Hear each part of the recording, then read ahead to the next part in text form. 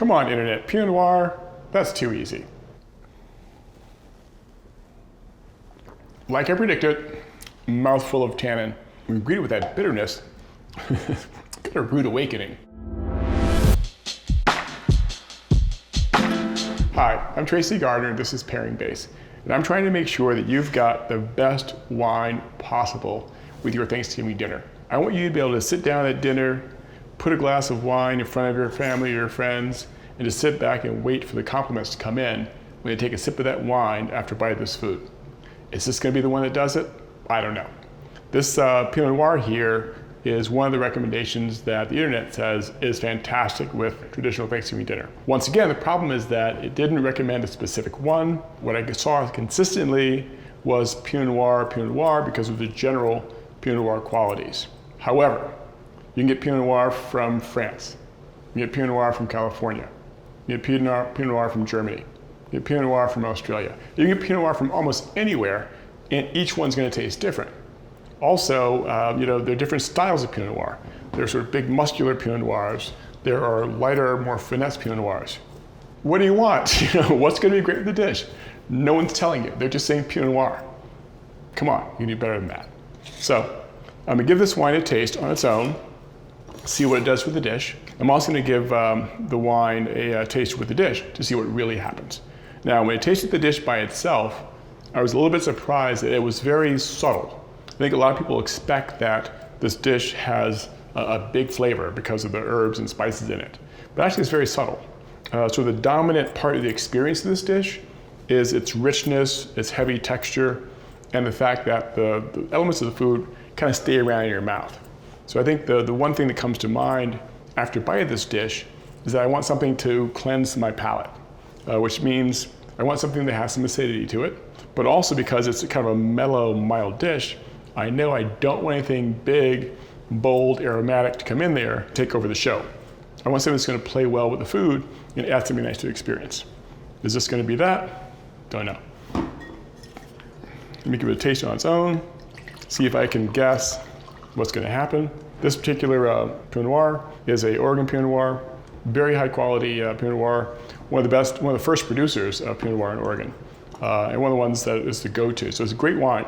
But whether it pairs well is a different thing. It smells great. It smells kind of like cranberry sauce, so maybe. If the cranberry sauce complements the dish, then maybe the wine will. Very light, not heavy, not a lot of tannin. Sort of dark berry fruit, not red berry fruit. Like the cranberry is very bright, tart red berry. This is kind of a darker, deeper berry fruit, sort of like a dark red cherry flavor. And that goes well with the game, so maybe it works with the dish. When we tasted this dish with a bunch of wines in our sort of tasting sessions, we saw that this dish tended to do something very interesting with the wines, especially red wines. The dish tended to suck in and make disappear the fruit and aromatic flavors in the wine. Why is that important? Because if there aren't enough of those aromatic flavors, those fruit flavors in the wine to begin with, once it gets sucked in, you're left with a wine that's out of balance. You're left with a wine that's all structure and no fruit. And if the wine's just structure, it's not going to be pleasing. I'm not sure if this is going to be great, only because it doesn't seem to have that depth of aromatic flavor, that sort of high concentration of aromatic flavor. I love all wines. It's a great tasting wine. Just don't have my hopes high because the depth of flavor is not that great. Got a good bite of turkey there. Yeah. Mellow, mild, very comforting dish. Like I predicted, mouthful of tannin. The tannins are really driven to the front there, and so I've got a lot of bitterness in my mouth, and they really were pumped up. The fruit flavors in the wine should balance out the structure in the tannins. Once those fruits are gone, then you're gonna be left with more tannin than anything else. When you greet it with that bitterness, got a rude awakening. What I think is that you hope that the dish or the experience of the dish continues to go somewhere good because you're in that warm, comfy place with the turkey and the dressing and the gravy and all that. And you hope a wine will continue that. This wine stops it cold with that tart bitterness.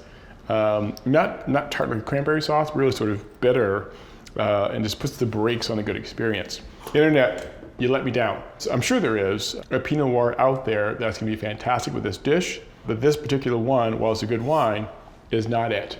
So this will not get you that, wink from someone across the table saying, you nailed the pairing. This doesn't nail the pairing. So let's go on. Thanks for watching.